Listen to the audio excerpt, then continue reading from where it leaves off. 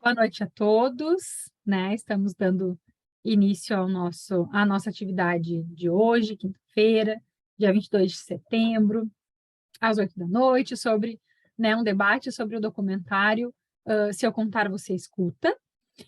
Teremos a presença, né, então, da Lísia da Luz Refosco, da Vera Elizabeth Hartmann e da Renata Maria Coimbra. Eu vou fazer uma rápida apresentação para elas e já vou passar a palavra para as três, porque são as pessoas que a gente quer escutar num primeiro momento hoje. Então, agradecer vocês três também pela disponibilidade, né, por estarem aqui hoje.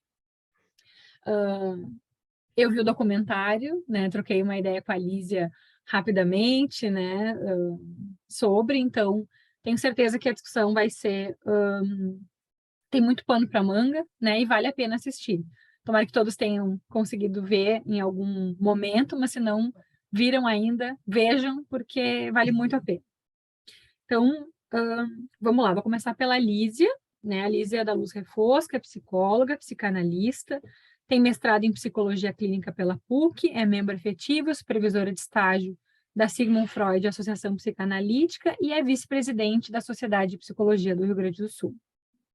A Vera Elizabeth Hartmann é psicóloga pela PUC, psicanalista pela IPA, é ex-presidente da Sociedade de Psicologia do Rio Grande do Sul, é professora e fundadora do curso de psicologia da UPF, especialista na relação mãe-bebê, membro associado da Sociedade Brasileira de Psicanálise de Porto Alegre, onde atualmente exerce a função de diretora de comunidade e cultura.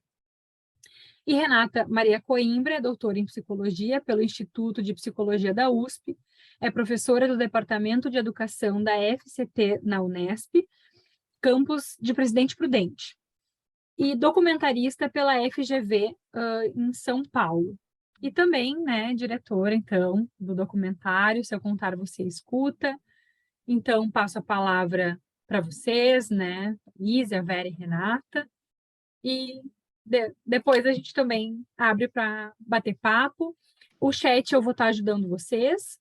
As pessoas podem ir colocando. Vocês gostariam que ficasse mais para o final? Tem alguma preferência? O que você acha, Renata? Olha, eu acho que dá para as pessoas irem fazendo os comentários ou perguntas e eu ir respondendo. Tem Tá, funcionado. tá bem. Ótimo. Uhum. Podemos começar contigo. Eu começo? Acho que sim, para contar do documentário, né? Falando da produção, enfim, da história, acho que seria bom. Boa noite a todos e todas. É uma alegria enorme estar aqui. Quero agradecer à Sociedade de Psicologia aí de Porto Alegre, Rio Grande do Sul, a equipe toda daí, e em especial aí a Vera, que acho que fez a divulgação, o contato, a Lísia também, a todos vocês, a Renata, todos vocês que estão envolvidos aí, e agradecimento também aos convidados, aos interessados que estão aqui com a gente hoje. Bom, então, como eu não sei se todos assistiram, tiveram a oportunidade de assistir o filme, né? Talvez, eu espero que o que eu for colocando aqui, essa apresentação mais inicial, não seja encarado como um spoiler. Eu sou péssima, meus filhos falam, mãe, você dá tanto spoiler. Eu falei, mas assim, então eu sou um pouquinho, talvez, distraída com algumas coisas, me perdoem se o que eu falar for uma coisa meio assim que não deveria, mas tudo bem. O que eu tenho às vezes falado quando eu inicio assim a apresentação do filme é contar um pouquinho da história por trás do filme, né, dos bastidores, também do tempo de preparo para termos a produção, né, o produto final, e porque aí eu acho que ajuda a dimensionar um pouco, né, a importância dele no tema ou na minha vida, na minha trajetória, e para as mulheres protagonistas também. Então, o filme, né, Se Eu Contar, Você Escuta, ele foi lançado em maio, no dia 18 de maio, né, desse ano, 2022, Intencionalmente, né, nós escolhemos a data do 18 de maio, porque é o Dia Nacional de Enfrentamento à Violência Sexual, né, o abuso e exploração sexual contra crianças e adolescentes no nosso país. Essa é uma data, né, que foi criada no ano de 2000, e ela até hoje é uma data símbolo para nós, né, da luta, da mobilização social, de processos de conscientização, enfim, né, no enfrentamento de qualquer forma de violência sexual contra crianças e adolescentes. Então, ele teve claramente, assim, a gente fez tudo para ser lançado neste dia. Embora tendo sido lançado em 2022, né, a história por trás do filme começou em 1997, 1998, daqui a pouco vai fazer 30 anos dessa história, mas já tem pelo menos uns 24, 25.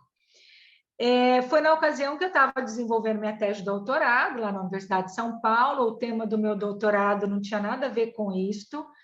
Eu estava estudando alfabetização de adultos com a Marilena Souza Pato, talvez alguém já tenha ouvido falar da Marilena Pato e a Marlene Proença, eu trabalhava com elas. E aí eu já era professora da Unesp, no meu município, e uma amiga assistente social, desesperada, lá na prefeitura, num projeto social: Renata, vem ajudar a gente, porque nós estamos com um monte de criança, menina e menina na rua, usando droga, os meninos roubando as meninas. Gente, elas não sabiam nem direito o que as meninas estavam aprontando. Eu falei: ai, Simone, mas eu não entendo nada. Ai, vem ajudar a gente. Tá bom, fui. E aí eu fiquei alguns meses trabalhando com eles para entender um pouquinho o que estava acontecendo. E nós fomos descobrindo que as meninas estavam em situação de rua, muito vulnerabilizadas e inseridas em práticas sexuais pagas, que na época a gente chamava de prostituição infanto-juvenil, e esse conceito foi sendo transformado, né, ao longo do final da década de 90. E aí eu falei: olha, eu não entendo nada disso, mas eu estou junto com vocês, vamos lá, vamos tentar estudar. E aí houve uma reviravolta imensa, e aí essa minha identificação com esse tema, querer compreender o que estava acontecendo com elas, eu acabei mudando o foco do minha tese de doutorado, e aí a minha orientadora na época, Regina Malu, falava: Renata, eu não entendo nada disso, mas você está tão envolvida que eu confio que você vai dar conta. Aí eu comecei uma peregrinação. Fui para Brasília conversar com a Maria Lúcia Pinto Leal, fui para Recife conhecer ONGs que trabalhavam com isso, enfim. E aí consegui vários artigos da Costa Rica, Guatemala, que no Brasil não tinha quase nada publicado, não tinha quase nada praticamente publicado sobre isso em 1998. E aí eu fui desenvolver, isso começou a ser o grande tema assim da minha vida, eu tive uma identificação muito forte com elas. E aí em 99, então, eu tive um contato mais próximo com as protagonistas quando elas eram meninas, umas tinham 11 anos, outras 14, 15, e eu fiz uma pesquisa de campo, tinha um pouco um caráter etnográfico, porque eu ia à noite, ficava nos pontos de prostituição com elas, e aí a partir de todo esse trabalho, que foi o contexto, né, na ocasião na qual, inclusive, eu coletei os depoimentos que aparecem no filme, né? Então, em um determinado momento do documentário, vocês ouvem, né, vozes infantis, são em minhas, aparece eu também, eu mesmo me reconheço, mas sou eu, às vezes, falando com ela, que são as entrevistas originais. E aí, a partir disso, então, eu fui desenvolvendo meu doutorado e ajudando a prefeitura a montar um projeto social, que às vezes elas mencionam os projetos, eu estava por trás, junto com a equipe da assistência social, e fizemos um trabalho com elas. Eu acompanhei elas diretamente até o ano entre 2000 e 2001, né? Eu supervisionava o projeto, que as atendia, né? Depois houve uma mudança de gestão, esse projeto deixou de existir, elas foram encaminhadas para projetos regulares da Secretaria de Assistência, não aderiram, aí foram se dispersando e a gente foi perdendo o contato. Aí, eu defendi o meu doutorado no ano de 2003, e na ocasião da minha banca foi até uma situação assim muito, um momento que eu assim chorei muito, porque a Maria Lúcia Leal até falou assim para mim, Renata, a tua tese é muito interessante, porque você é da psicologia e você está trabalhando um tema super, né, com essa dimensão social e você não está psicologizando, você traz uma crítica, né? Eu tinha um referencial crítico, assim. Mas você não ouviu, a gente não ouve as vozes das meninas aqui. Só ouve a sua voz de especialista. Né? A gente não ouve as meninas. Cadê as meninas aqui? Não tem a fala delas. E eu fiquei muito emocionada, chorei e eu reconheci que foi um equívoco no caso do meu doutorado, mas ok, fui aprovada, tudo bem. E aquilo ficou muito tempo assim em mim.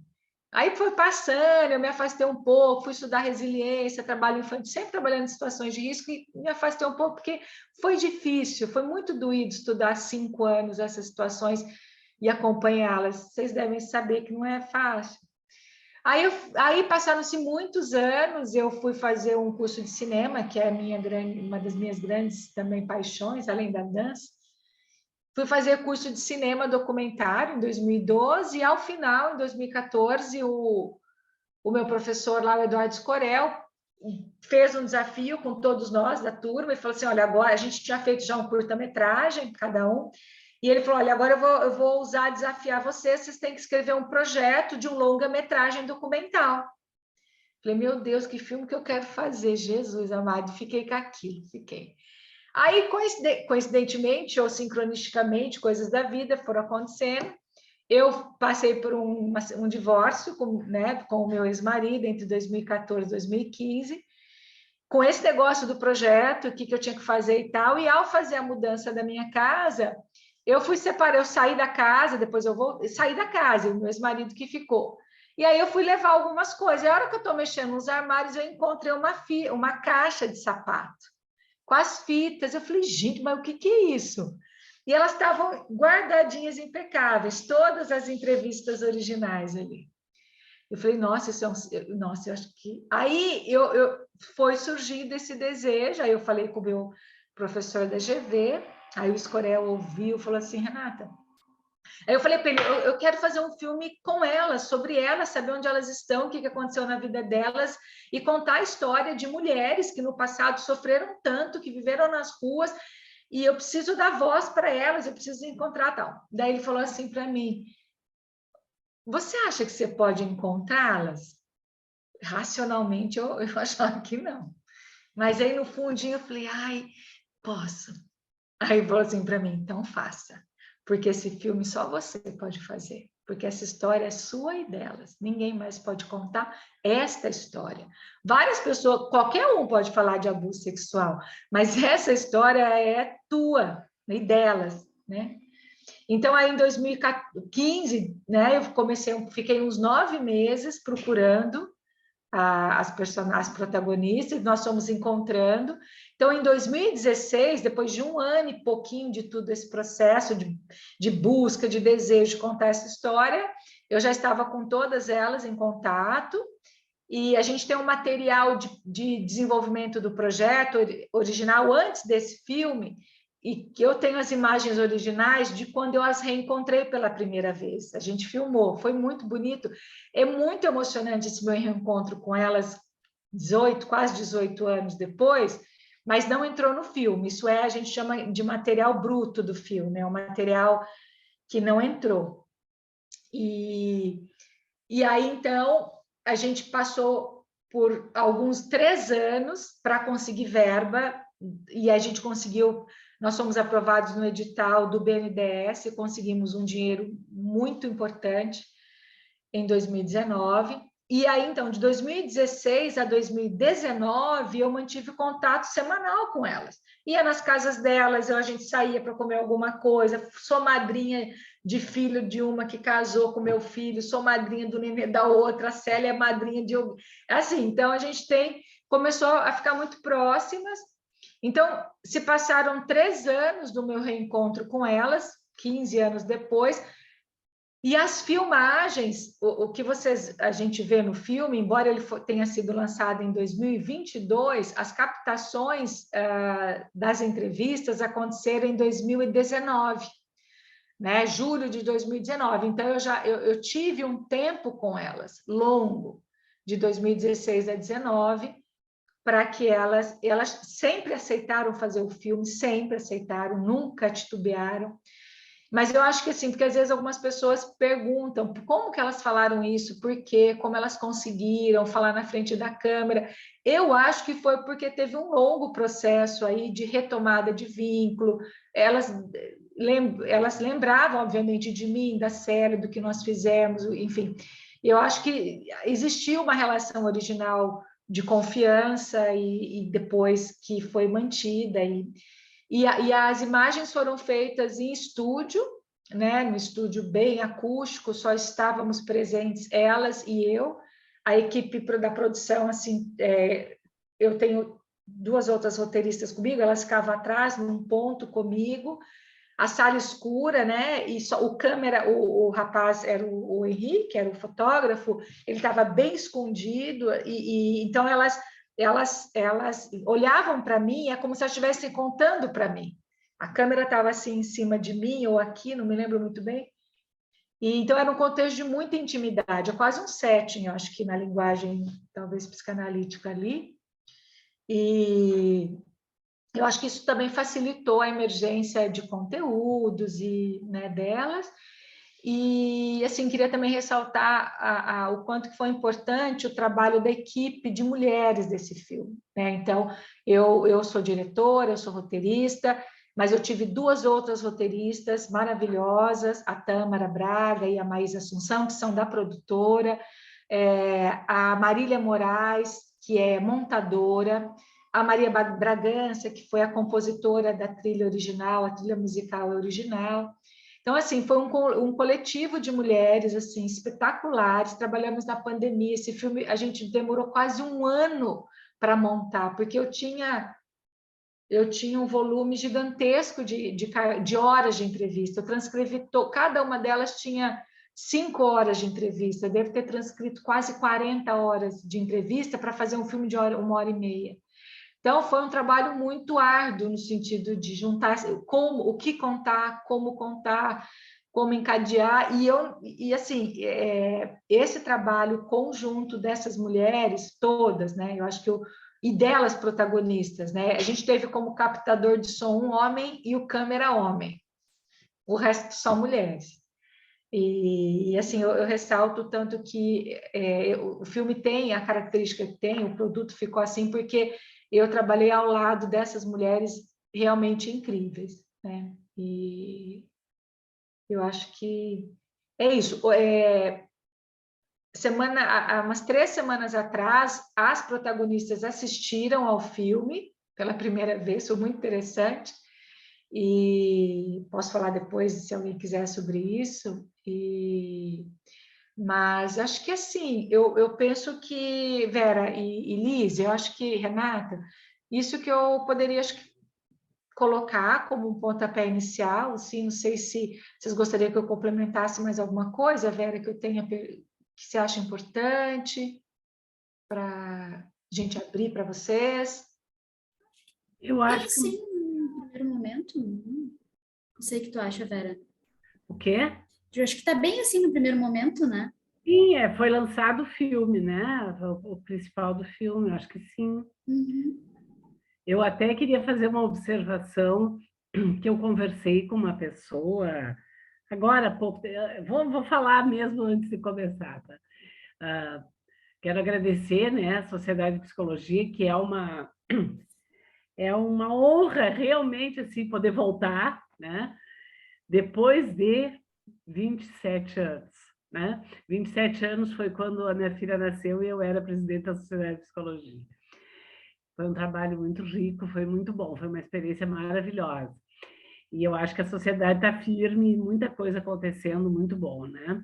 Agradeço, então, a Luciana pelo convite, para poder falar, a Lísia pelo nosso encontro, a Renata, né? Foi tudo muito bem, em especial a Renata, que novamente se dispôs a vir falar aqui.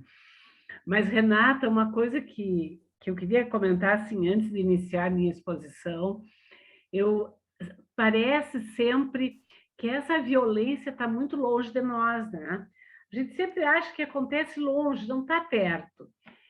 E agora, há pouco tempo, teve uma pessoa das minhas relações que ela não foi abusada, ela foi agredida pelo ex-namorado, né?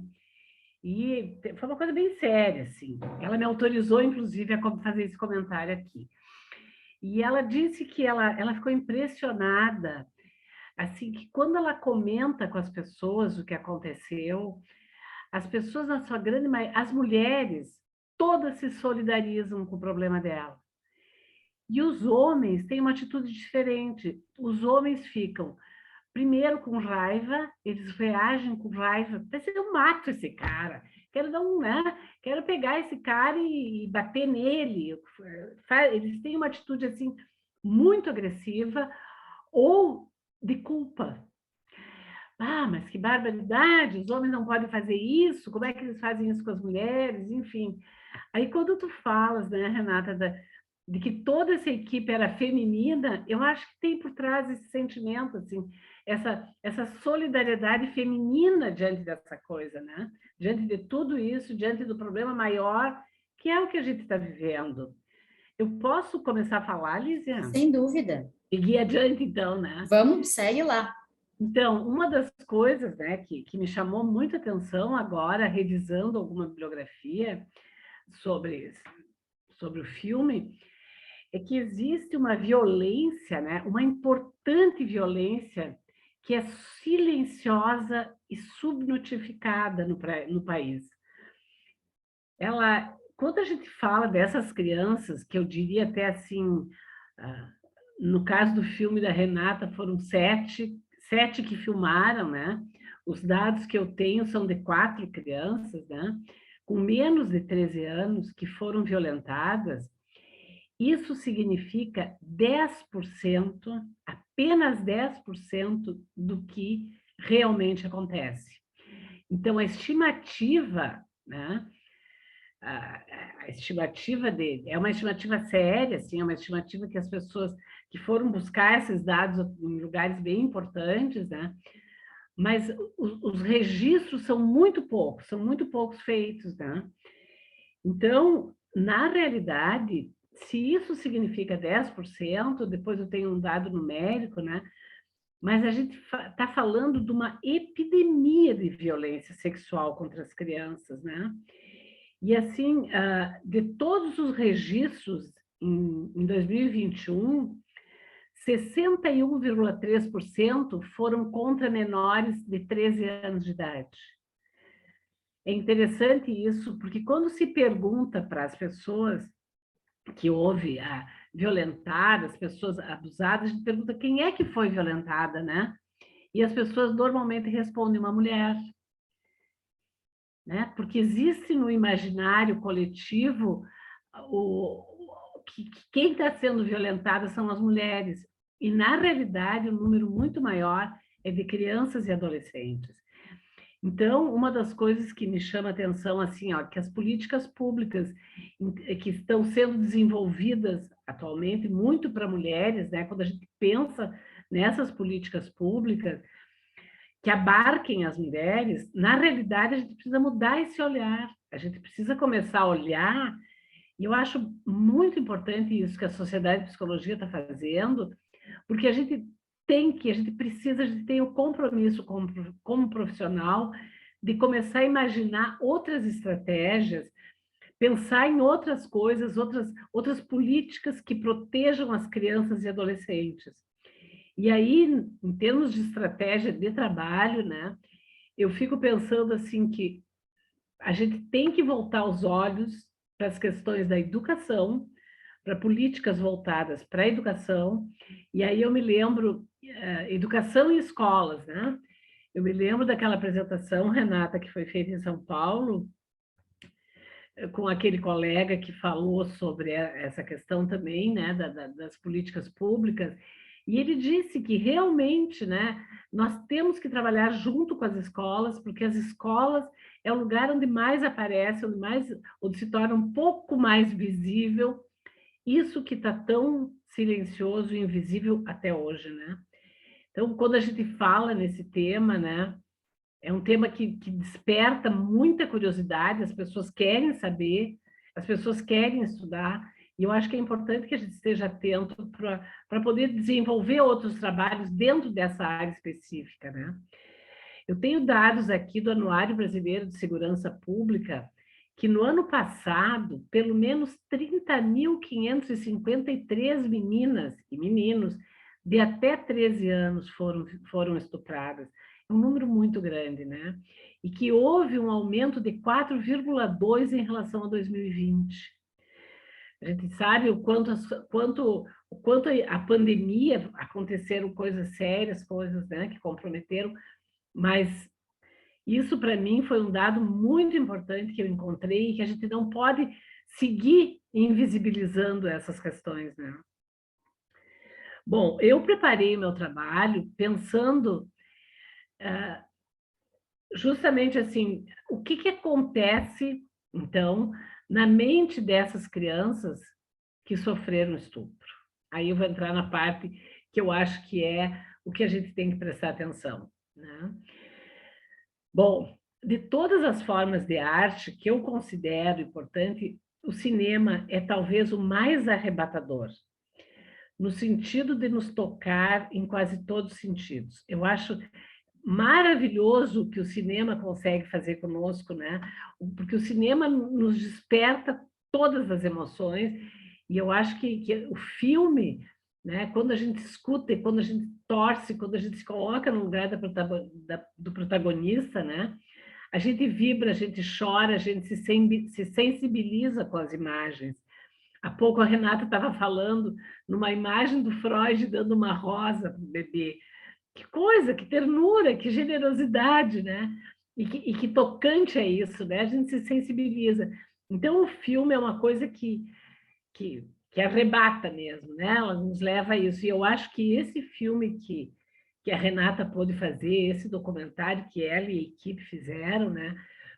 Nos mostra, assim, uma capacidade muito grande de escuta, uma capacidade de empatia muito grande, que leva realmente a vários aspectos e vários conceitos da psicanálise. Claro que eu não poderia deixar de falar nas questões do bebê, né? Então, mas nesse comentário eu vou abordar a criança que sofre o trauma, o impacto no feminino, a questão do incesto, brevemente, né?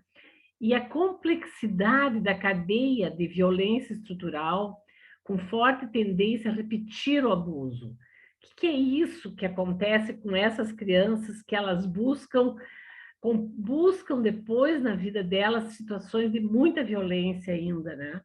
Isso fiquei pensando muito nisso, eu quero trazer para vocês também. Então, eu penso que as histórias contadas pelas protagonistas resultam de consequências dolorosas, traumáticas, vividas e revividas muitas vezes durante o crescimento, principalmente quando, ao contar coisas que aconteceram mais graves, quando começa a brotar a mulher dentro de cada uma delas, né?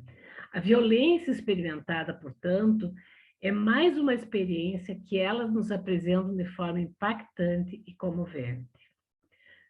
Os relatos são verdadeiros e as lágrimas, como a Renata já disse em outra ocasião, não são de glicerina. Eu achei essa frase, Renata, muito, muito bonita, porque realmente quando a gente vê um filme, a gente sabe que aquilo está sendo, na maioria das vezes, está sendo criado, né? E elas não, era verdadeira, a lágrima eram delas mesmo, né? Então, quando elas estão contando, elas revivem a emoção, a tristeza, a dor que possivelmente as acompanhou a cada momento de vida, quando o desamparo primordial se faz presente. Escutar nesse filme nos leva a entender um pouco melhor como se processa a violência no aparelho psíquico infantil. São vivências, isso é interessante, né? Assim, que são vivências algumas vezes indizíveis. E eu me lembrei quando uma delas, eu não me lembro qual é o nome dela, que começa a falar e pede para parar de falar, porque ela não consegue falar, ela não consegue dizer, né? Depois ela entra e consegue. Eu acho que era... É Edneia. Edneia. Que ela começa a falar, que ela tenta, né? Ela dali um pouco ela se tranca, ela não consegue ir adiante, né? Mas isso é interessante, assim, são coisas tão indizíveis, né? Que por vezes nós, quando estamos escutando elas, para decodificar, a gente só consegue decodificar pelo nosso sentimento de impotência, pela tristeza, pela falta de palavras produzidas na contra-transferência.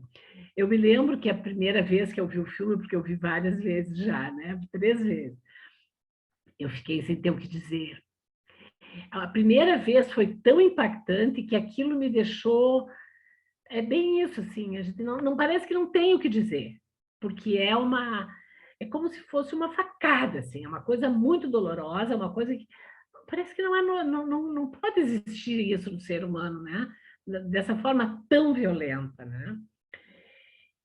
E aí tem uma coisa que me passa, assim, né? Para elas, em especial, né? Que a gente sabe que no início da vida, toda relação que se estabelece é fundante no psiquismo. A intimidade produzida pela relação mãe-bebê é muito forte e é ela que compõe esse grande momento, né? Então, o encontro com esse objeto que compõe essa relação, até o mamilo, né? São determinantes. A relação de intimidade constituída a partir desse encontro é muito importante, mas mais importante ainda é a disponibilidade materna, né? É a disponibilidade, a exclusividade quase que total da mãe com o bebê. No início, quando o encontro é o começo de uma experiência fundante, muitos aspectos interferem, projeções, apresentação do mundo, separações, tudo isso vai se dando. Mas o ambiente e a relação que compõem essas características do bebê depende disso para ser constituído. O bebê depende desse ambiente, depende dessa intimidade, depende dessa disponibilidade da mãe. Tudo isso para formar o aparelho psíquico, né? E aí eu me pergunto, como é que foi essa vivência com essas meninas? Como é que é essa primeira vivência, esses primeiros momentos de afeto, de carinho, como é que elas foram recebidas, né? Como é que elas foram amparadas pelas suas mães? E eu não posso pensar de outro jeito senão um profundo desamparo, inicial, primordial, né? Que talvez eu possa até estar enganada, porque teve uma delas, que eu também vou querer tua ajuda, Renata, que eu não sei qual é o nome dela, que a mãe conseguiu acreditar nela e levou ela para... A mãe acreditou no que ela disse e denunciou o abusador, né? Então, esse padrão de comportamento dessa mãe revela que ela amparou a menina, né? Que ela deu algum suporte para a menina e que talvez ela tenha sido assim em situações passadas, né? Era a Cristiane, né? A Cristiane que conseguiu contar para a mãe a sua queixa. E a mãe acreditou e denunciou o abusador. A Edneia também.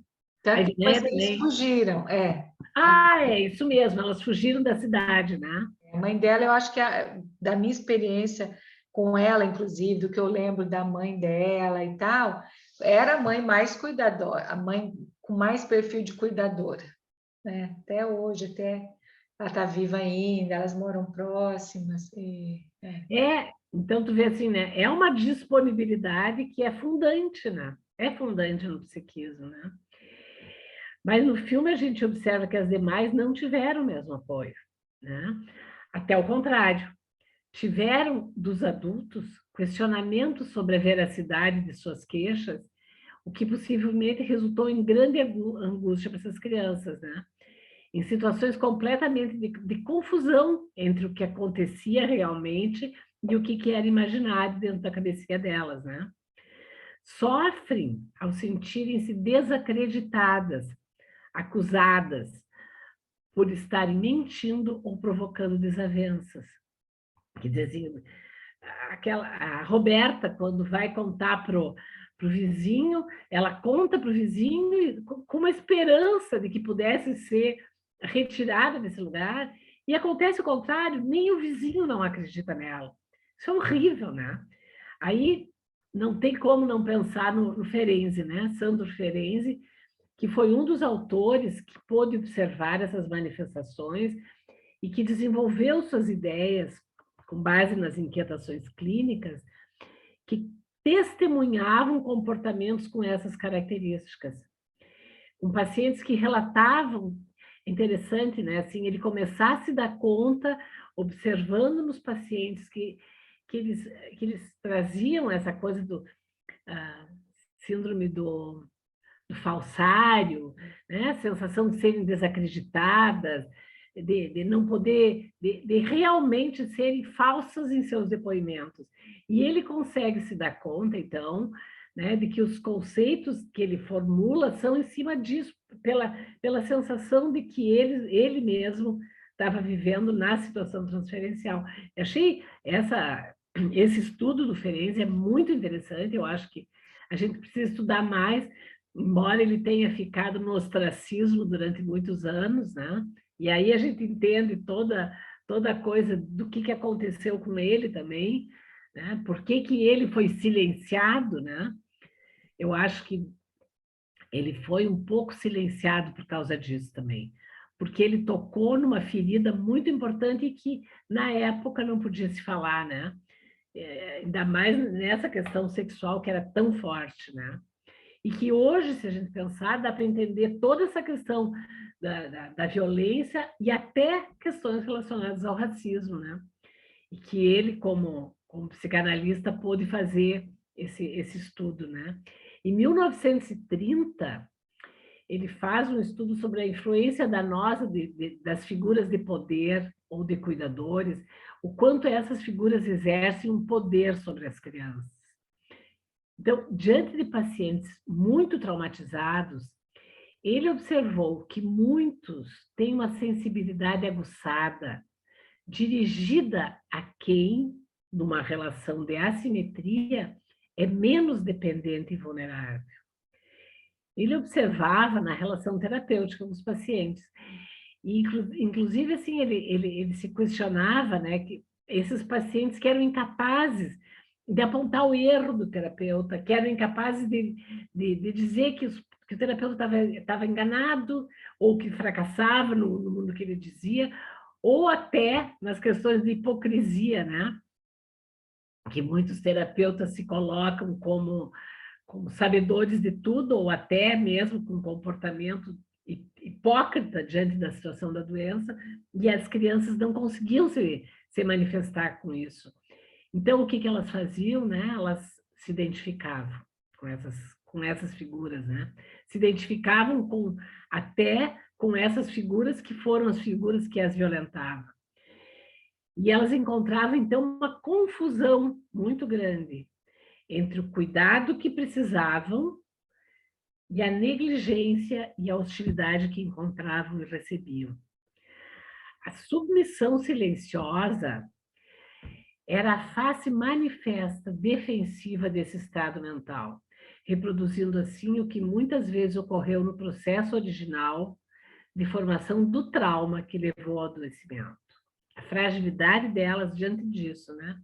A vivência toma a criança despreparada, ou seja, por confiar no ambiente, seja por uma estimulação externa ou por ela mesma, ela ultrapassa a capacidade individual de contenção.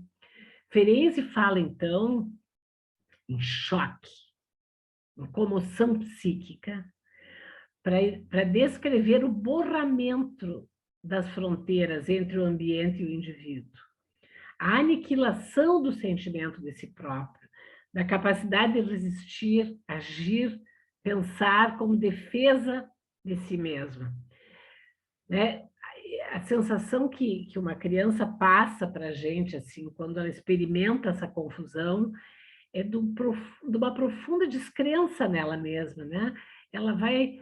E aí vai dar uma sensação de autoestima de que o que vem dela vem falso, porque se um adulto não escuta, se o adulto não ouve, se o adulto não entende o que ela está falando, ou está mentindo, né? Tá desmentindo, o que sobra para ela que está vivendo isso que ela viveu, né?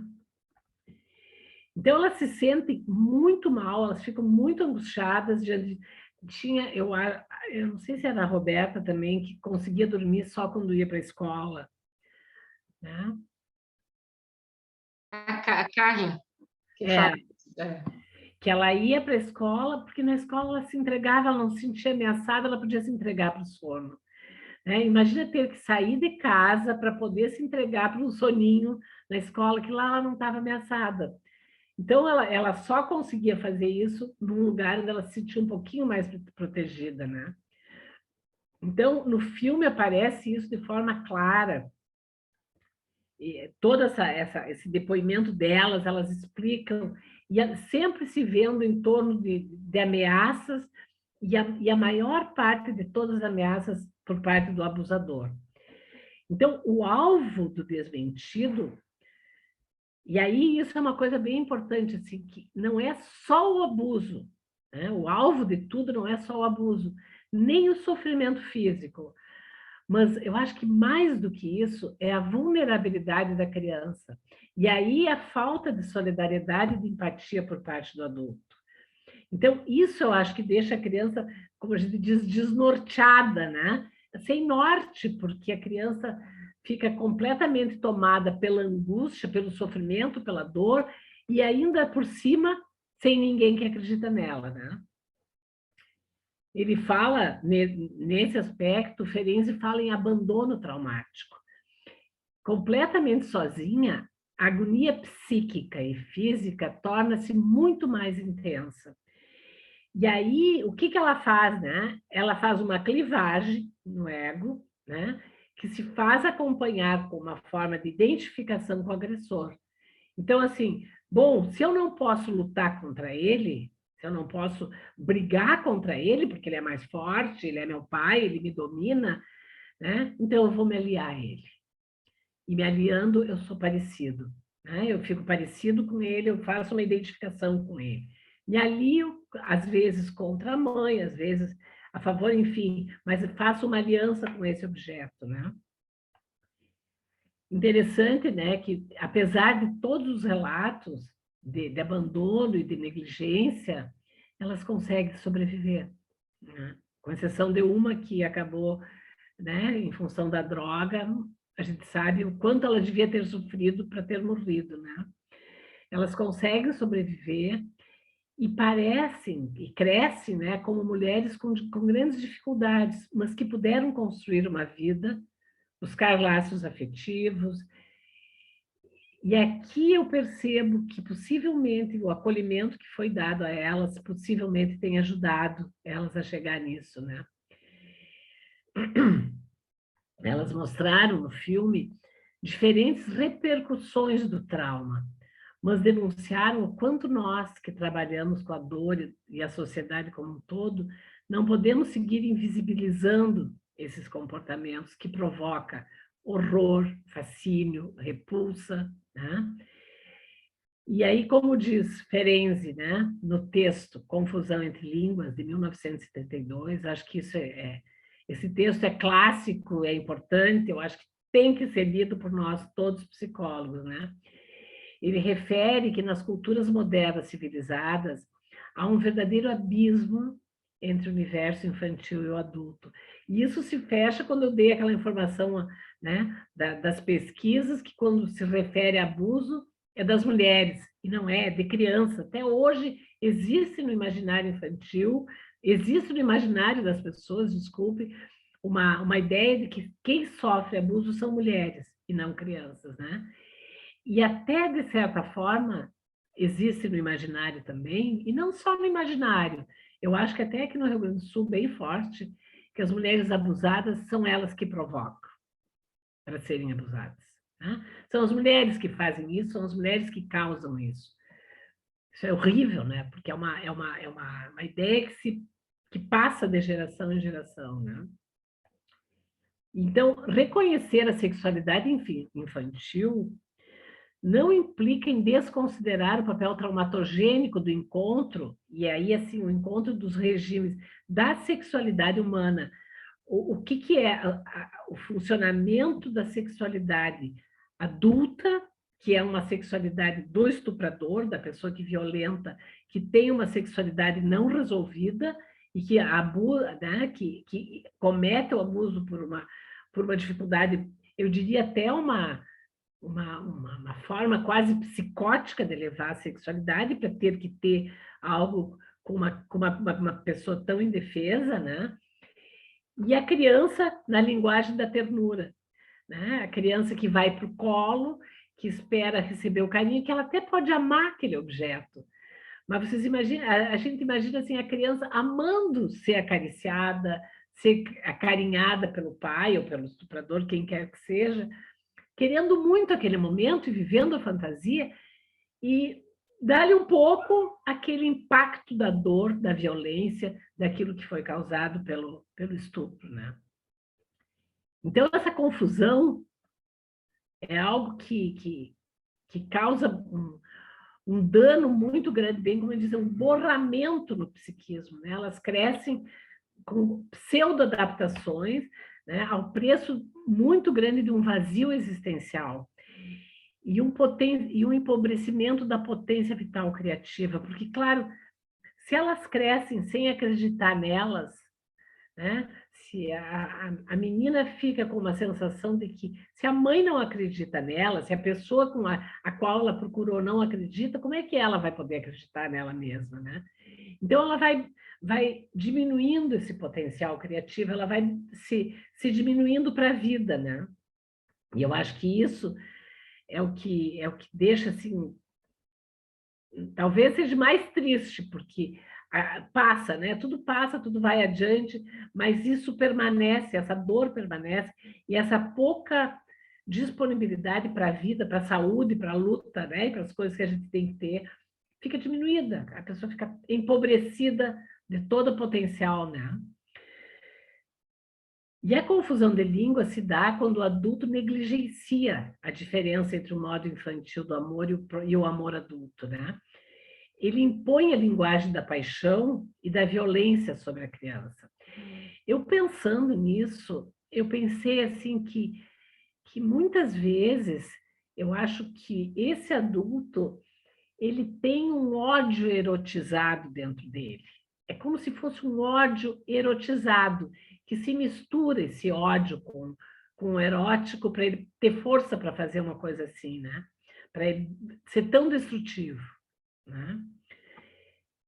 E a criança, claro, né, no começo ela sente-se completamente sem defesa e muito frágil para contestar essa autoridade, né? Então, se submete ao desejo e à vontade do agressor. Tanto que eles dizem, né? Se você falar, eu mato vocês. Eu coloco fogo na casa. Não é que alguém vai fazer alguma coisa se sentindo com essa ameaça, que se ela tomasse qualquer atitude, matava toda a família. E como ele fazia isso com ela, ele era capaz mesmo de fazer com tudo, com toda a família, né? Então, a criança fica, quando procura ajuda, né, ela fica completamente desmoralizada, se a gente pudesse dizer, diante do que ela está sentindo, né?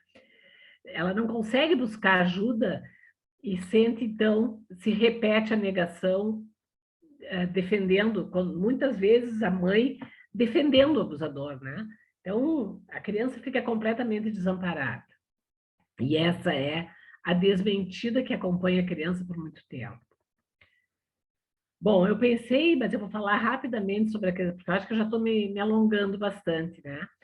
Rapidamente na questão do incesto, que também é uma coisa muito pouco comentada, que Freud falou e rapidamente desse assunto em Totem e Tabu, mas que a gente passou a dar um pouquinho mais de importância nos últimos 15 anos.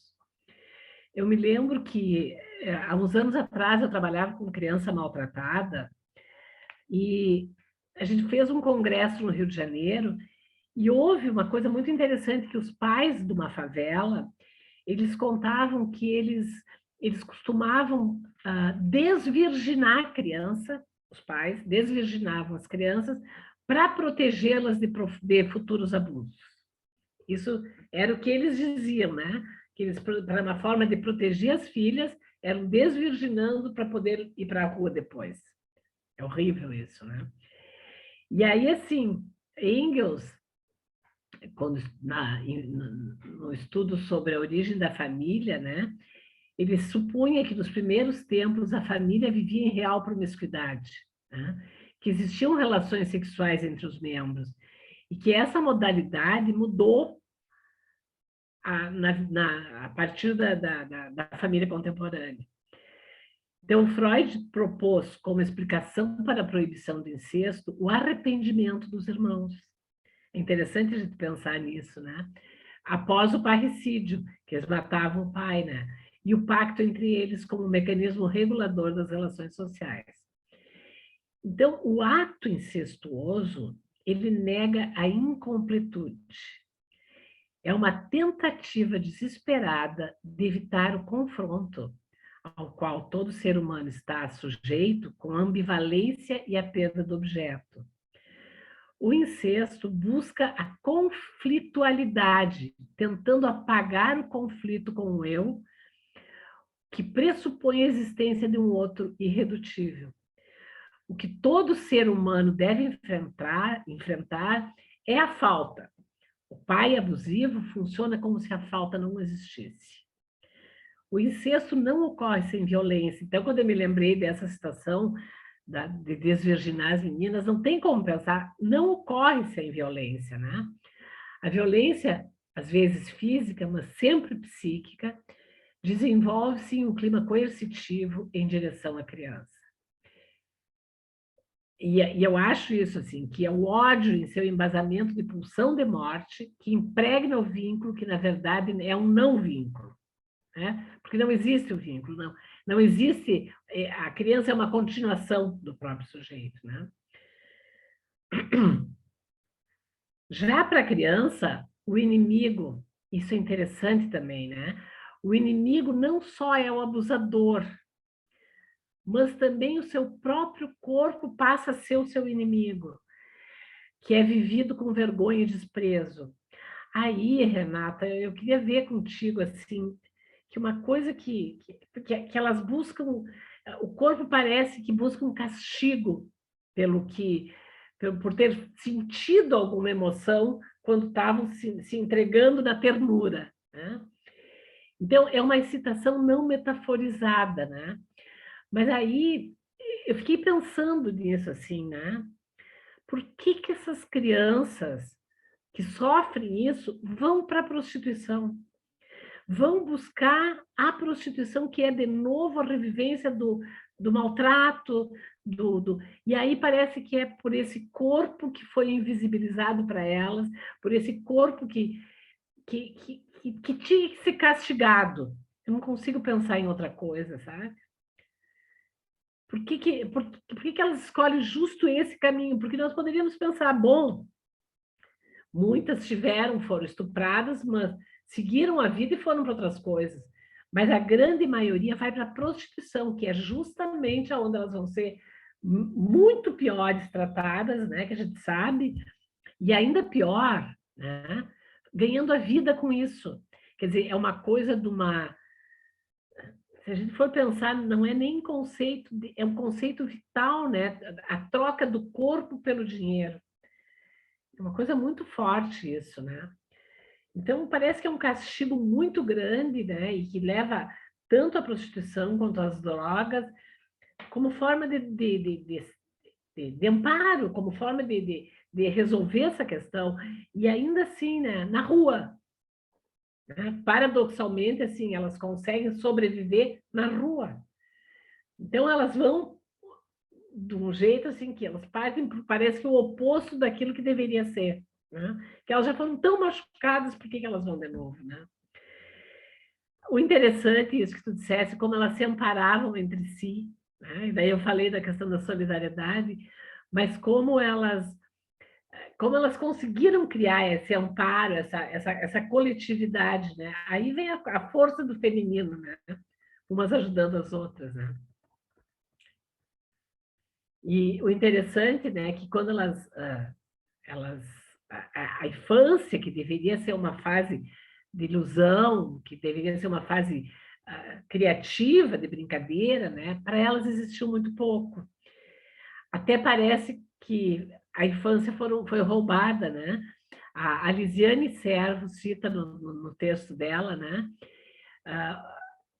Um autor que fala no corpo roubado, crianças que não chegam a viver a infância ou não chegam a viver a adolescência, porque não experimentam o corpo verdadeiro delas, né? E isso se confirmava até, né, quando os próprios abusadores aos quais elas iam pedir ajuda, eles eram as figuras de autoridade da cidade, eram também os abusadores, eram os que levavam elas para a prostituição, as autoridades, advogados, juízes e médicos, né, se tornavam clientes e não as protegiam, né? Então, isso que a Lisiane fala, né, do corpo roubado, do corpo não vivido, né, ocorre de novo um borramento da percepção da criança, né? Há uma irrupção de alguma coisa impensável, irrepresentável, que tem um efeito devastador no psiquismo infantil. E mais ainda, eu acho, né, que quando acontece com a figura paterna, elas ficam completamente desamparadas, porque elas perdem o pai e perdem o amparo. Elas ficam duplamente órfãs, né? Ficam duplamente órfãs, porque não tem nem o pai, nem a figura simbólica do pai, que passa a ser um abusador, né? O pai perde a função real de proteção, né? Então, elas ficam duplamente abandonadas, né? Bom, claro que a gente não pode esquecer do aspecto da transgeracionalidade, né? Na violência estrutural e social, que, como a gente sabe, existe uma força do inconsciente na compulsão à repetição, e aqui eu me refiro tanto ao abusador, né? Tanto à mente do abusador, tanto ao que ele vive, o que provavelmente ele tenha sido abusado também na infância, e aí é que entra a carga psicótica, porque ele já tem um núcleo psicótico agressivo e que foi provavelmente muito sofrido e que transmite quando também faz isso com os filhos, né? Então, eu acho que a gente tem que prestar muita atenção a tudo isso para poder ajudar essas pessoas a romper esse ciclo, né? E aí eu acho que dá para ressaltar a importância do filme, que denuncia, né, que abre caminhos para amenizar os danos dessa violência, que é o que nós estamos fazendo, que é esse trabalho que tu faz, Renata, que tu com a tua equipe, que é o que essas autoras, as protagonistas, se dispuseram a contar, né, como uma forma de poder ajudar as pessoas a que isso comece a ter um outro sentido e comece a fazer alguma mudança na vida das pessoas, né? E principalmente que quem trabalha, nós da área da saúde mental, possamos estar abertos, possamos enxergar isso, né? Que deixe de ser um assunto tão escondido, né? Como vinha até agora, né? E a gente possa atender melhor as crianças e atender melhor e oxigenar as instituições com esse assunto. Acho que as colegas que trabalham em instituições poderem levantar essa questão, propor discussão sobre isso, estudar mais sobre o tema, né? Daí claro, eu também falo, como diz a Silvia, né? Que a rapadura é doce, mas não é mole, né? E nós temos que dar um jeito de ajudar a diluir essa dureza, né? Bom, foi isso que eu preparei. Acho que até passei do tempo, né?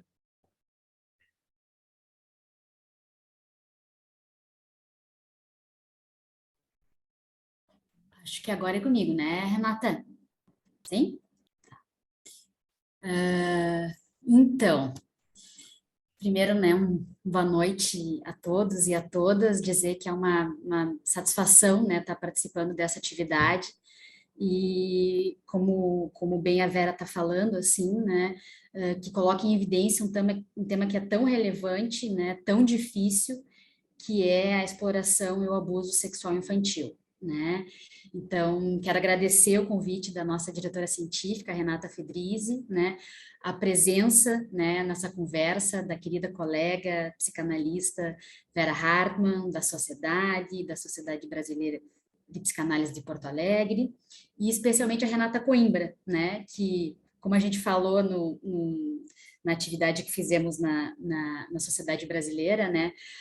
Além de ser uma diretora, é uma excelente escutadora, né? Então, uma escutadora extremamente sensível, né? Então, preparei, assim, uma fala, preparei algumas coisas, principalmente pensando no tema do trauma e também no tema do testemunho, que me parece bem relevante, assim, de apontar, né? Algumas coisas vão se repetir, né? Acho que não tem como falar de trauma e não falar do Ferenczi, né? Mas também a gente sabe que na repetição, muitas vezes, pode ter algo de novo, né? Então, acho que está bem. Bom, Se Eu Contar, Você Escuta é o título do documentário, né, da Renata Coimbra. Uma pergunta.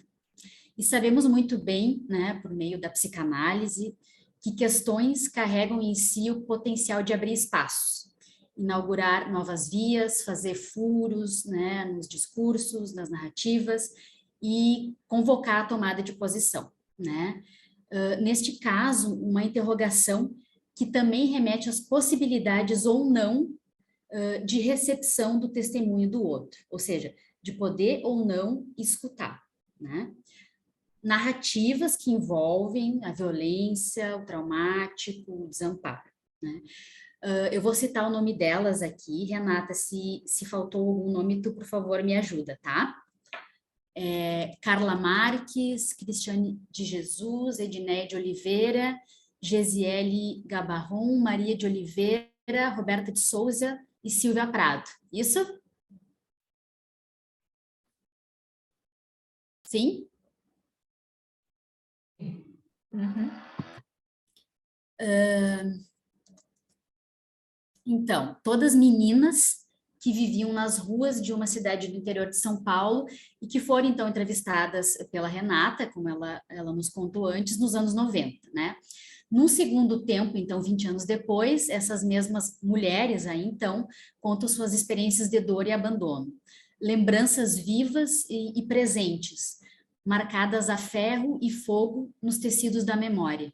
Ou ainda, lembranças já desbotadas, esgarçadas, que são impedidas de serem acessadas.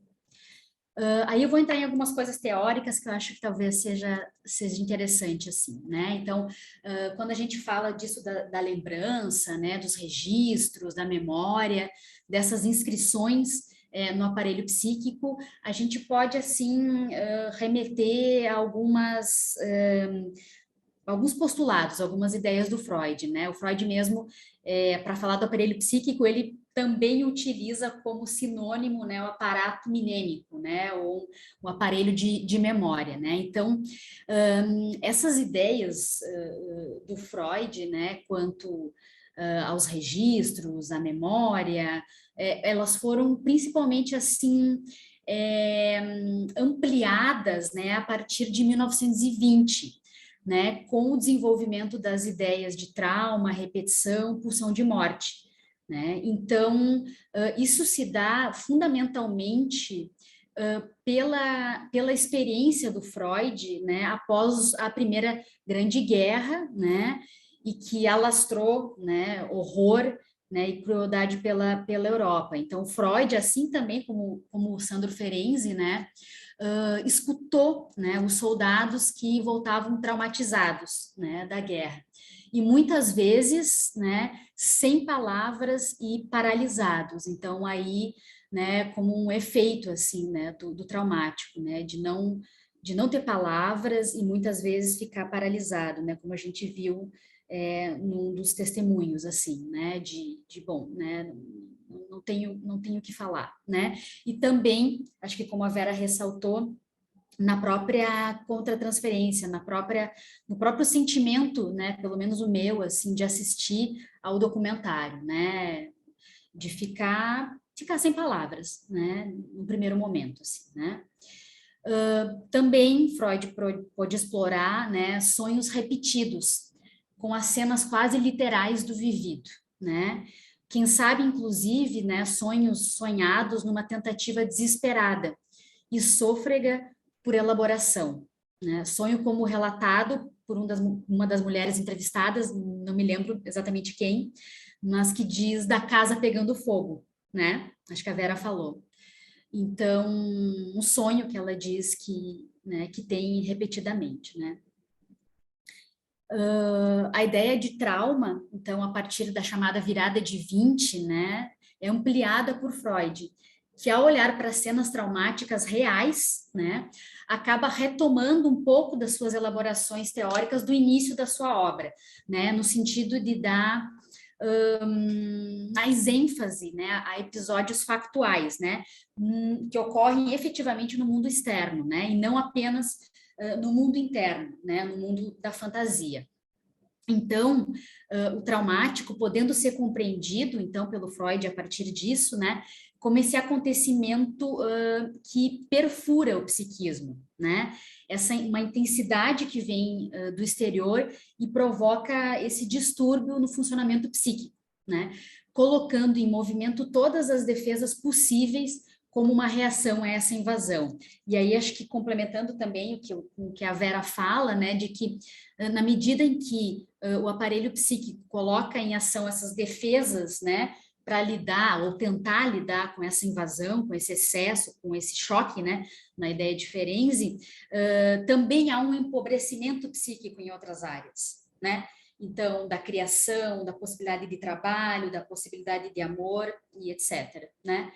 Então, o que se coloca assim, em relação ao trauma para o Freud, né, é um caráter perturbador, de excesso, né, e de alteração da noção de temporalidade. O trauma, portanto, a gente pode dizer como um passado que não passa, né?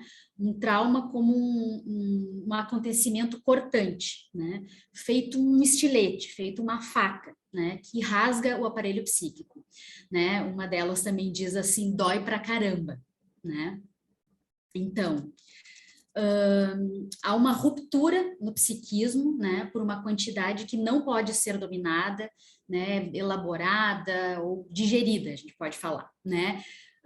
Situações de violência, abuso e humilhação, como as contadas, né, pelas mulheres no documentário, né? E que o efeito pode ser um efeito, como a gente costuma falar, assim, né, dessubjetivante, né? O que quer dizer, né? Um efeito, assim, de destruir aquilo que é singular, né? Como que arrancar de si mesmo, digamos, isso que é o mais próprio, né? Tem um psicanalista uruguaio, Marcelo Vinhar, né, que fala muito assim sobre os aspectos do trauma e seus efeitos, que ele vai dizer assim, que o efeito do trauma, né, é destruir algo que é o mais profundo que seu pensamento, né, que é o núcleo da sua identidade, né, da sua intimidade, né, e eu acho que isso coaduna, digamos assim, com uma narrativa, né, de uma delas que para mim assim impactou muito, né? Diz assim: eu era uma morta-viva, né? Era só carcaça, né?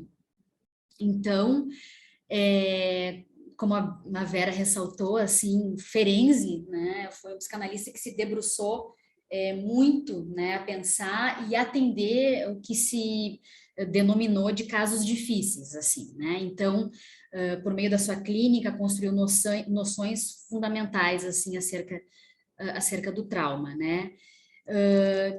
E a noção de trauma proposta por Ferenczi, acho que isso é bacana, assim, de poder comentar, né? Coloca o outro na cena, como provocador. Então, assim, nessa mesma ideia também um pouco do Freud, dessa segunda elaboração, né? Então, como agente de violência e crueldade. Então, as proposições do Ferenczi vão falar um pouco, assim, do trauma e no que ele chamou de dois tempos, né? Então, o ato violento, né? Então, o abuso, né? E aquilo que também a Vera comentou, que a gente chama de desmentido, né? Ou desautorização da narrativa de sofrimento do outro. E aí tem um autor, assim, que eu acho que é bacana também mencionar, que é o Daniel Kuperman, né? Um psicanalista de São Paulo, que acho que é um dos responsáveis, assim, né, Vera, por essa, acho que, retomada também, né, das ideias do Sandro Ferenczi, que ficou um pouco assim, talvez rechaçadas, adormecidas, né? E que ele vai, então, esmiuçar um pouco essa ideia dos tempos do trauma, né? Então, vai dizer assim, olha, no primeiro tempo, então, a agressão por parte do adulto, né? Esse evento incompreensível, indizível para a criança, que vai ser incapaz, né, de, como até o próprio efeito do trauma e do choque, vai ser incapaz de nomear a sua dor, né? Não vai ter palavras, assim, para poder descrever, né, essa intensidade do que foi vivido, né? Depois desse primeiro momento, há um momento em que a criança, então, né, quem sofre o abuso, vai buscar, então, um outro adulto, que não o agressor, né, claro, esse adulto que ainda talvez tenha alguma coisa de confiança para ela, né, e vai contar, né, para tentar compreender, inclusive, ela mesma, né, o que se passou. E o Daniel Kuperman vai denominar esse tempo como um momento do testemunho, tá? Depois, né, a gente pode pensar esse segundo tempo do trauma, né, se a voz, então, não é escutada, né, se a sua narrativa não for reconhecida, né, ou seja, se há um fracasso, digamos assim, do testemunho, o evento traumático propriamente dito se configuraria, né? Então, acho que isso é muito interessante, assim, para pensar, né? Que muitas vezes o momento até mais perturbador, né? Mais traumático, é exatamente nesse momento em que há um não reconhecimento, né? Da fala, né? E acho que esse aspecto, assim, está muito presente no documentário, né, Renata, assim, como a Vera também falou, né, numa série de falas, assim, né, essa não legitimação dos seus testemunhos, né, principalmente por parte das mães, né, e o Ferenczi vai dizer assim, olha, isso é avassalador, né, então, essas figuras, digamos assim, que são as figuras que deveriam proteger, né, pai, mãe, familiares, eventualmente vizinhos, enfim, são justamente aquelas que violentam e abusam, né? E assim como, acho que a Vera comentou também, essas figuras atreladas também à proteção, né? Como agentes de Estado. Então, assim, né? Um dos relatos, assim, acho que é muito impactante, assim, a gente sabe disso, né, mas ao ouvir de alguém, acho que torna ainda mais impactante, assim, mais real, né, falas, assim, de exploração sexual por parte de juízes ou mesmo de policiais, né, então acho que uma delas diz assim, né, abre aspas, os abusadores são os que tinham que defender, né, ou ainda uma fala, né, assim, a polícia bate e depois desmente, né, desmente o que aconteceu.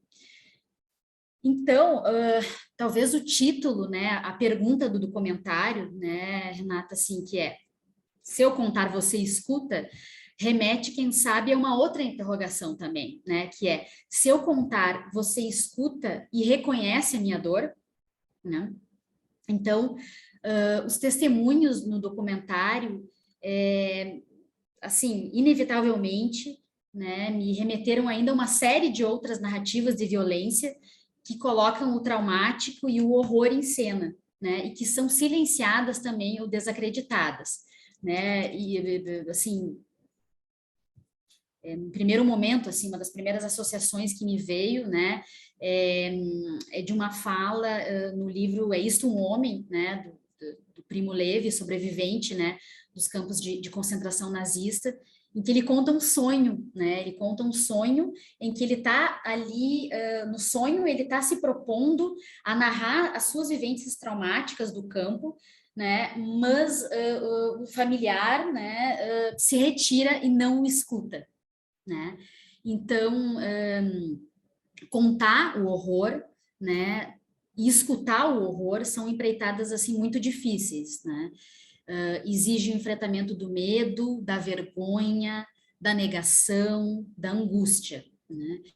E acho que trago também essa associação, assim, porque trabalhamos muito, assim, acho que a Luciana Lara, né, nossa presidente, está aqui e também participou, assim, muito fortemente, né, de um projeto que se chamou Clínicas do Testemunho, né, um projeto do Estado, né, um projeto de Estado brasileiro, então, que aconteceu entre os anos de 2013 e 2017, né, e que se destinava, entre outras coisas, a oferecer atendimento psicológico, né, e escuta às vítimas da ditadura civil-militar brasileira, né? E então estamos aqui também, né, no terreno da violência, né, por parte daqueles que deveriam proteger, né? E também no campo do desmentido, né? Ouvíamos muitas falas assim, né, do exemplo, não foi bem assim, né? Não foi para tanto, né? Isso não aconteceu dessa forma, né? Falas que infelizmente ainda hoje escutamos, né? Quanto a esses acontecimentos. Então, essa ideia do testemunho, né, dessa fala diante do olhar atento e sensível do outro, né, tem um potencial reparador, né, e que certamente, assim, né, Renata, para elas me parece, assim, que foi importantíssimo, assim, né, porque, como tu relata, né, no setting da filmagem, né, elas estavam falando para ti, né, assim, a câmera era o teu olhar, né, era a tua escuta, né, então, nessa ideia de falar, de testemunhar, não se trata de maneira alguma de apagar, né, as marcas e os danos sofridos, né, mas da possibilidade de historização, né, e de reposicionamento diante do tempo, dos acontecimentos e da própria história, né, diz respeito a buscar aquilo que foi atacado, né, as identificações, os laços, tudo aquilo que faz parte de um existir singular, né, e aí no documentário, né, tem as cenas, assim, que acho que são mais no início, né? As cenas também que as mulheres falam das suas infâncias, né? Daquilo que brincavam, do que gostavam, né? Acho que essas cenas também apontam essa historização, né? Que elas que vão fazendo ao longo do documentário, né?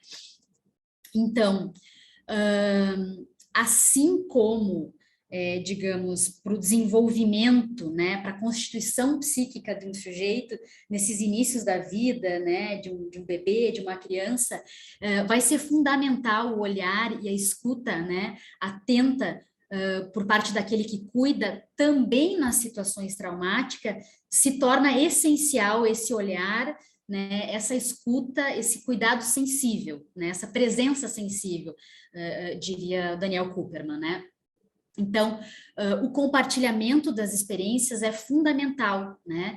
Na medida em que, ao falar, né, por mais duro que seja, né, a força do trauma, né, essa intensidade que fica dentro como excesso, como perturbação, como angústia, né, tem a chance de poder ser abrandado, de poder ser digerido, de poder ser um pouco mais compreendido, né?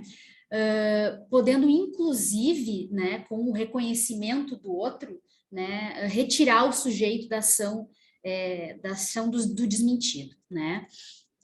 Então, sabemos, né, de que a partir, assim, né, da psicologia, né, da psicanálise, enfim, que ao se falar e recontar a própria história, né, abre-se a possibilidade de mudar a si mesmo, né, mas e mais, né, além de mudar a si mesmo, né, de modificar aquele que escuta, né, então, é como se a gente pudesse dizer assim, mais ou menos, se eu contar e você escutar, eu não serei mais o mesmo, né? Mas você também não será mais o mesmo, né? Porque você será testemunha do meu testemunho, né? E você também agora vai estar implicado nisso, ou seja, há indubitavelmente uma responsabilidade quando escutamos, né? Isso implica, por exemplo, né, que a gente, ao ver o documentário, e eu recomendo fortissimamente que quem não viu ainda que possa ver, né? Então, ao ver o documentário, escutar esses testemunhos e poder também contar, transmitir essas histórias, né? E com isso, né, ao poder ser testemunha desses testemunhos e reproduzir, né, quem sabe abrir mais escutas e vias de compartilhamento para outras histórias, né, como essas que a gente sabe que há inúmeras, como esses dados que a Vera nos trouxe, né? Então, para que essas histórias saiam do silenciamento e da invisibilidade, né? Que, como sabemos, né, geram efeitos nocivos, inclusive de repetição, de perpetuação dessa violência, né? Então, que essas histórias possam ser reconhecidas em todas as dimensões que isso pressupõe, né? Como também a esfera das políticas públicas, né? Então, acho que tu comentou assim, né, Renata, no evento que teve na Sociedade Brasileira, né, de Psicanálise de Porto Alegre, que a exploração e o abuso sexual infantil também é um efeito, né, de uma série de outras violências sofridas ao longo do tempo por essas meninas, né? Então, da falha, né, e da falta de amparo de saúde, de moradia, de educação, da violência policial, que sabemos que é fortemente presente, né?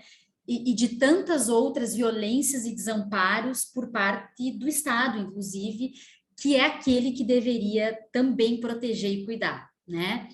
Então, assim, já me encaminhando para o final, assim, acho que é importante salientar que as falas no documentário, além de remeterem, né, como citei, a histórias de violência e de trauma, aludem também, como já foi falado, a possibilidade de recomposição psíquica e de vida, né? Então, também remete à força dessas mulheres, que muitas delas, né, acho que a maioria, assim, que a gente pôde ver no documentário, né, conseguiram de alguma forma seguir adiante, né? Sair da condição de rua, da situação de rua, de exploração, né? Ter uma casa, né? Alguma delas, reconstruir, construir laços de amor, né? Ter alguns vínculos, trabalhar, né?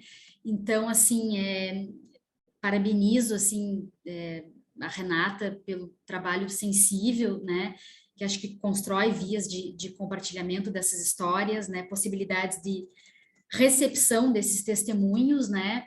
E acho que nós, né, como testemunhas desses testemunhos, somos certamente convocados, né, a participar de alguma forma desse trabalho teu, assim, né, Renata? Então, é um pouco disso, assim, que gostaria de trazer para a gente, enfim, para a gente discutir. Obrigada. Obrigada, Lísia. Obrigada, Vera. Obrigada, Renata. A Lia levantou a mão. Pode falar, Lia. Deixa eu baixar a mão. Boa noite. Que prazer estar aqui ouvindo vocês, né, Vera? Então, né, tanto tempo nos conhecemos e tão poucos nos vemos, né, nesses últimos anos, mas, enfim, muito bom te ouvir. Queria parabenizar a Renata, né, pelo trabalho e trazer um pouco de um depoimento rápido, assim, né, da confirmação disso tudo que vocês estão trazendo, teoricamente também. Durante muitos anos eu acompanhei um grupo de mulheres com transtorno mental grave.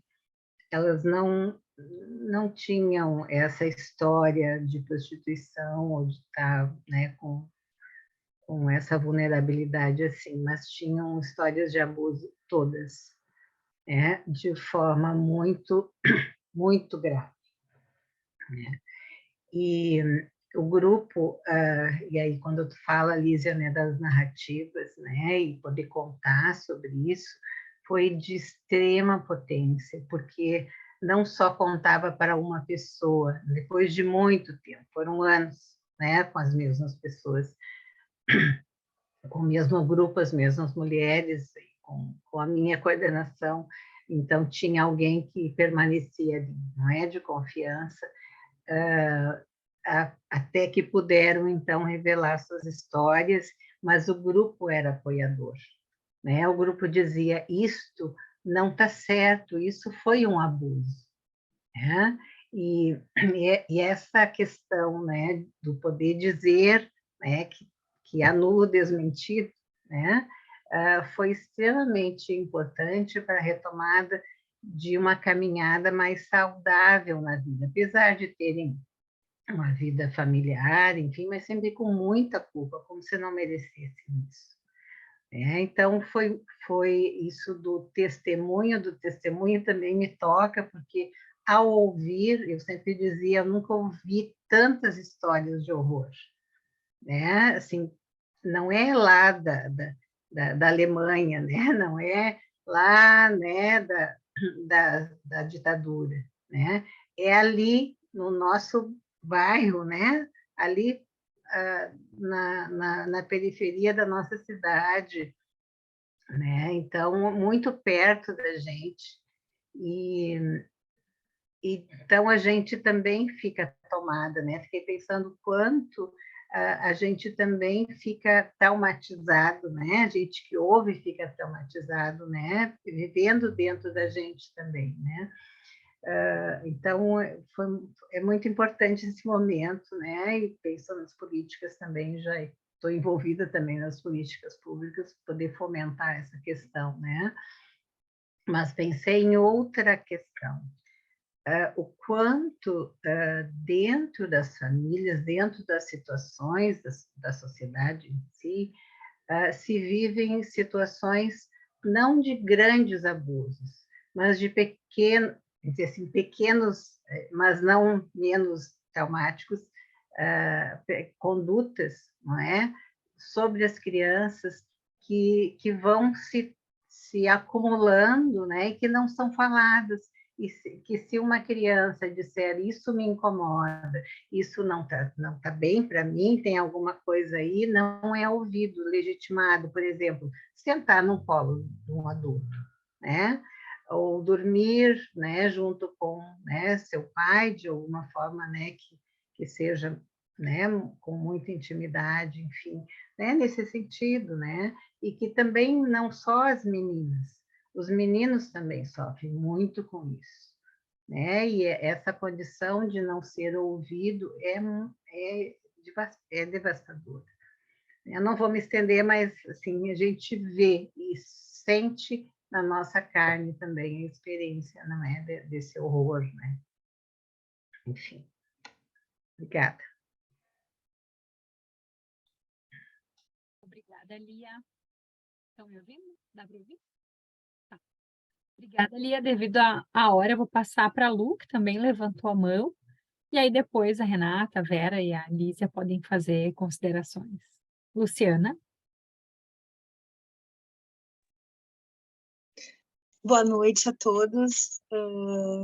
Que prazer estar aqui. E queria parabenizar a Vera e a Lísia pelas falas, né, que nos trouxeram tanto. E de maneira muito especial a Renata, que nos proporcionou esse documentário belíssimo, sensível. Eu sou uma fã de entrevista, assim, e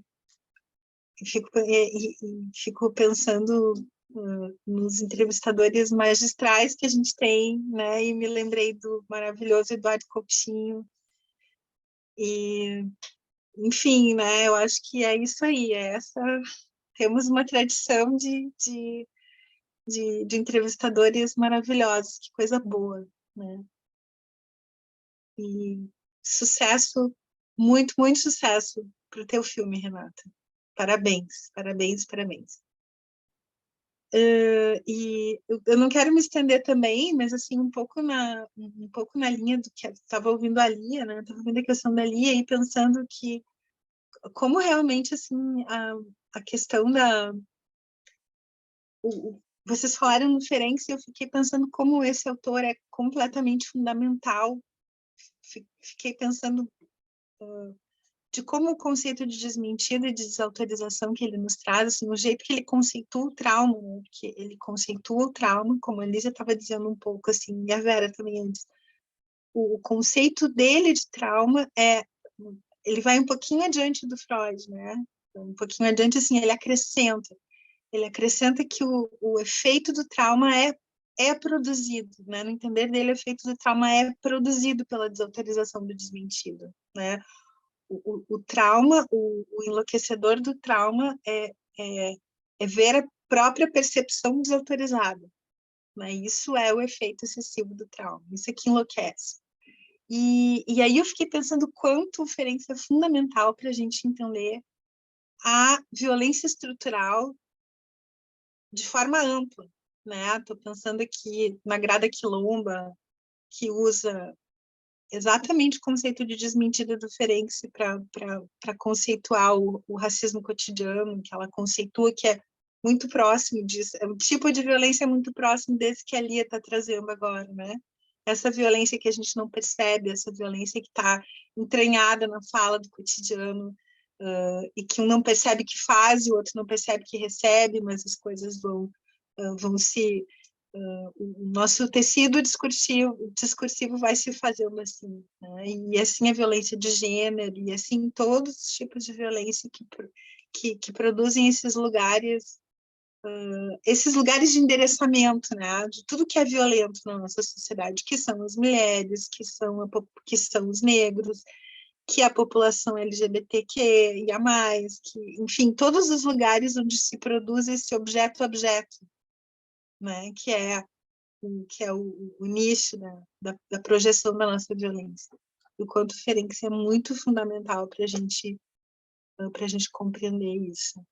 Mas, enfim, queria agradecer a vocês pelo evento maravilhoso, a Renata também pela organização, obrigada, nossa diretora científica, e que noite boa. Obrigada.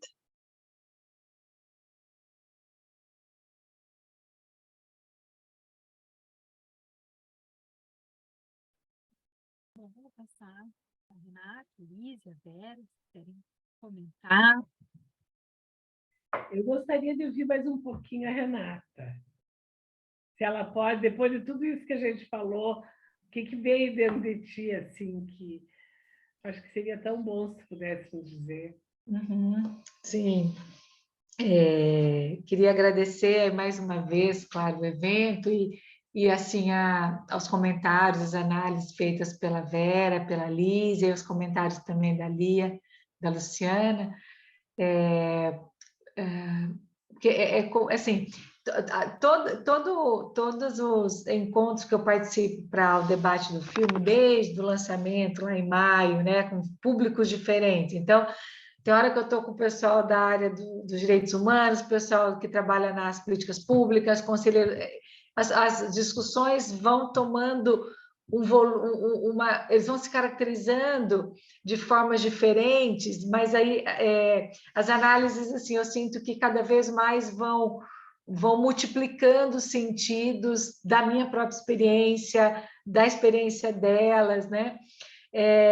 Então, assim, é muito, muito rico, assim, quando eu ouço, né? Ou as perguntas, ou os comentadores como vocês, né? Mais longos, que agregam, né? Os conhecimentos, né, e tal.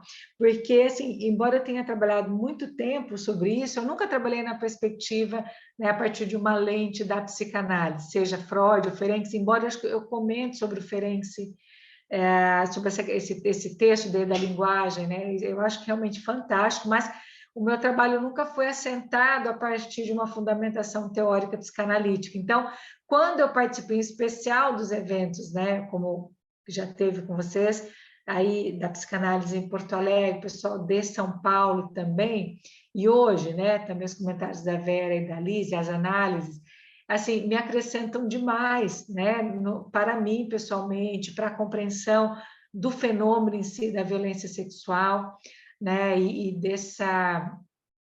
assim, em especial, essa questão do testemunho, né, porque, viu, Lígia, quando o filme... a minha tese se chama a minha tese de doutorado se chama Vozes Silenciadas. E o filme, no primeiro momento, ele ia se chamar Vozes do Silêncio, em menção à própria tese. Mas aí começou a incomodar aquilo, e eu falei, meu Deus do céu. E um dia eu tive uma epifania, assim, eu, conversando com um amigo de 25 anos aqui da Unesco, que me acompanha desde sempre, a gente falando naquela loucura da montagem do filme Pandemia, e monta e faz edição. Meu Deus, estava já ficando doido. Aí eu falei, divino, que não sei o que, ele chama divino, inclusive. Esse título, o que a gente faz? Aí ele vai, pois é, não. E aí, conversando com ele, né, ele é filósofo e tal, eu cheguei e falei, gente, mas o grande drama, e inclusive de mulheres adultas também que passam violência, né, doméstica, inclusive, com companheiros, é essa angústia de não ser ouvido, de não ser escutado, né? Então, assim, falei, gente, e aí, quando eu falo sobre o título, eu também dou essa dimensão, assim, parece que são várias escutas que não são acolhidas. Então, das crianças e adolescentes que sofrem o abuso sexual, que não têm validado o seu relato, que, né? Às vezes elas revelam o abuso na escola, com a tia, com a madrinha, no cozinhana, elas fazem a revelação, só que elas não são acolhidas na revelação, que é, né, o que a Elisa colocou, que é esse testemunho que não... E isso é realmente traumático, eu acho, sim, que isso é o mais traumático também. Mas voltando, então, teria a dimensão, se eu contar, você escuta, das meninas que sofrem abuso, crianças, meninos e meninas e adolescentes que não são acolhidos verdadeiramente, né, naquilo, porque escutar é muito, eu falo também muito, escutar não é ouvir você ouve, escutar é quando você se implica, né, escutar é se implicar com, né, é nesse sentido. E parece também eu trabalho com isso há 25 anos, fui militante, fui para evento, fiz plano nacional, plano estadual, e no estado de São Paulo participei de tudo e tal, mas a impressão que dava era que a gente também não é escutado, sabe? Às vezes você vai em um evento acadêmico, congresso, às vezes o povo... isso que você faz é militância, Renata. Para de ficar militando, você tem que ser pesquisadora. Falei, mas se eu não entende? E anos eu não me senti escutada. Na própria pós-graduação aqui da Unesp, quando eu entrei, eu fiquei 12 anos aqui orientando mestrado, doutorado. Quando eu entrei, tinha gente que não queria que eu entrasse, falava assim, ela estuda o quê? Sexualidade. Sexualidade não tem nada a ver com educação. Para quê? Gente, eu falava, meu Deus, já fiquei aí, sabe? Eu falava, gente, mas não é possível, sabe? Então, quem trabalha com isso também, a gente às vezes patina em termos de avanço de políticas públicas, em especial nos últimos 4 anos tem sido muito difícil, nós perdemos muito, mas muito mesmo em termos de defesa das crianças, passando por questões de aborto, saúde reprodutiva, isso foi um caos completo. E uma terceira dimensão de mulheres adultas que estão em relacionamentos abusivos, que também não são escutadas. E aí tem a ver, né, com a cultura do estupro, nós somos culpadas, a responsabilidade é da mulher, das meninas que seduziram, então é uma ausência de escuta em vários sentidos, né? E eu acho que o título realmente caiu bem, porque eu também acredito isso, né, que a escuta envolve implicação.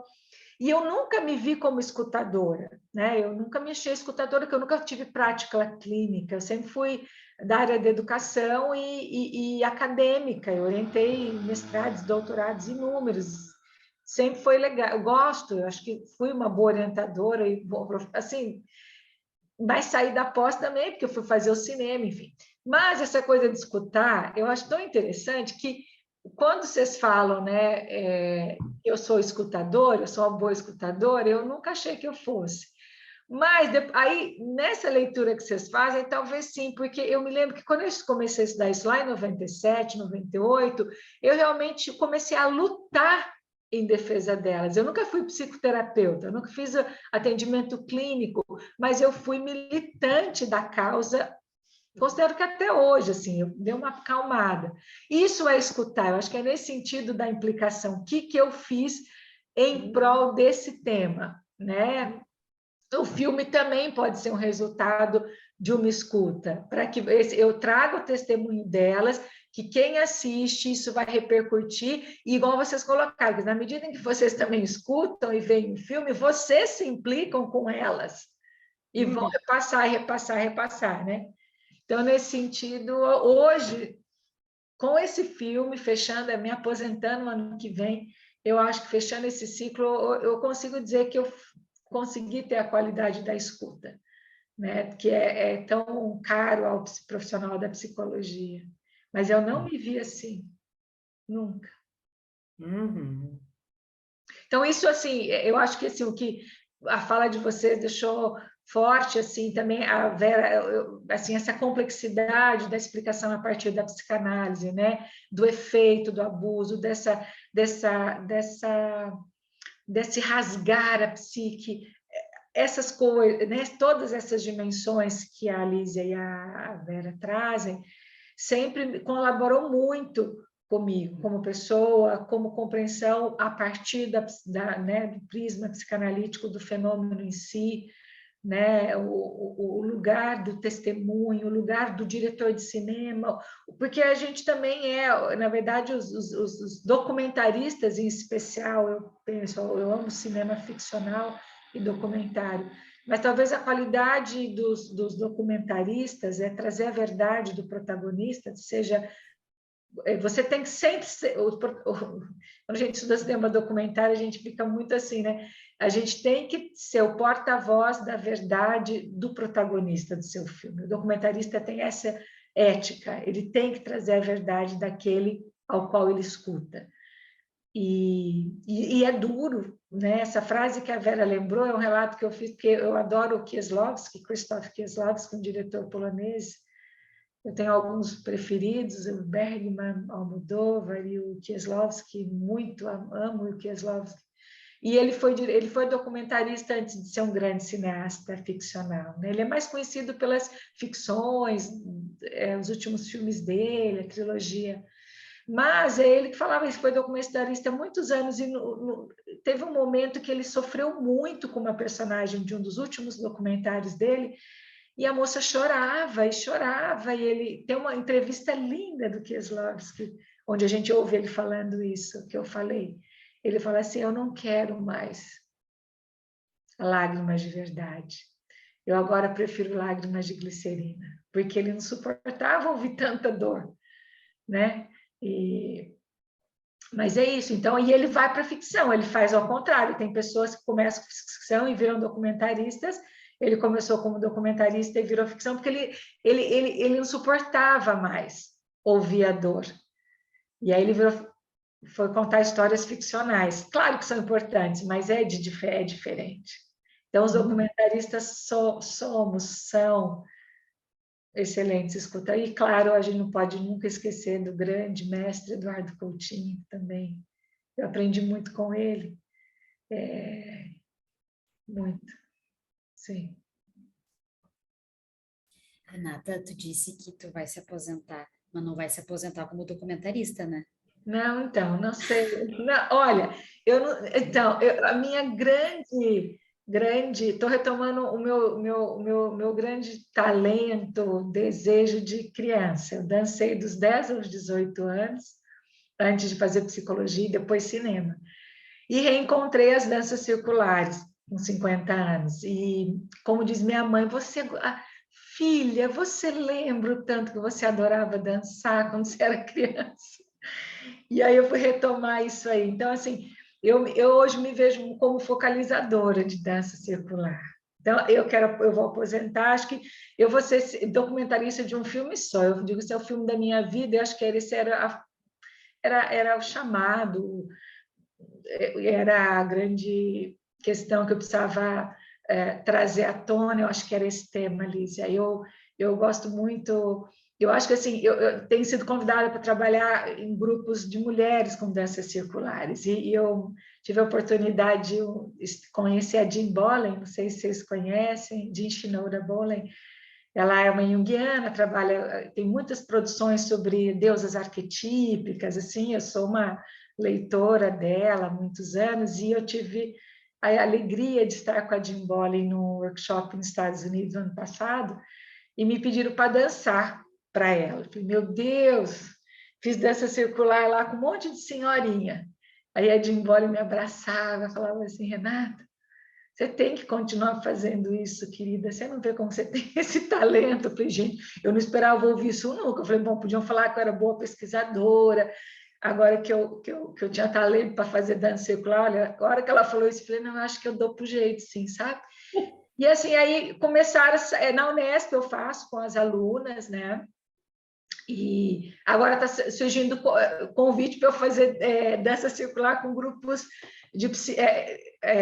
quem tem uma moça que tem uma clínica de psicologia e ela quer que toda segunda-feira eu vá lá trabalhar com as mulheres. Eu falei, sabe, então, Liz, eu acho que assim, eu estou no momento de talvez trazer essa celebração da vida com leveza, trazer o sagrado feminino, por meio das danças circulares sagradas, sabe? Eu estou muito envolvida com a comunidade Findhorn, os grandes mestres das danças, eu não consigo não me ver nesse caminho mais.